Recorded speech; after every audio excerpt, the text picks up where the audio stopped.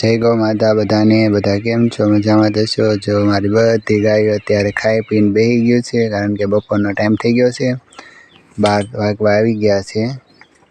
બધી શાંતિથી બેસી ગયું છે, વગાડે છે, કારણ કે ગાય બધી એક જ સરખી બેઠી છે. જો કારણ કે જે બાજુનો પવન હોય એ બાજુ જ તે ગાય મુખ રાખીને બેસે છે, એટલે પવન ગાયને આવે એ માટે. તો જો અમારી બધી ગાય બેસી ગઈ છે, અને વાછડીઓ જો સામે ખાટલે બેઠી છે. ત્યાં પણ જો માસી ભાણકીનો હપ કેવો છે. ભાણીબેન ખોળામાં માથું રાખીને સૂઈ ગયા છે ને માસી બેઠા છે. માસી નાના લાગે ને ભાણીબેન મોટા થઈ ગયા છે. કારણ કે જન્મથી જ તે જબરા હતા, અને માસી તો બિચારા નાના એવા હતા. આ છે અમારી ગૌ માતાનો પ્રેમ.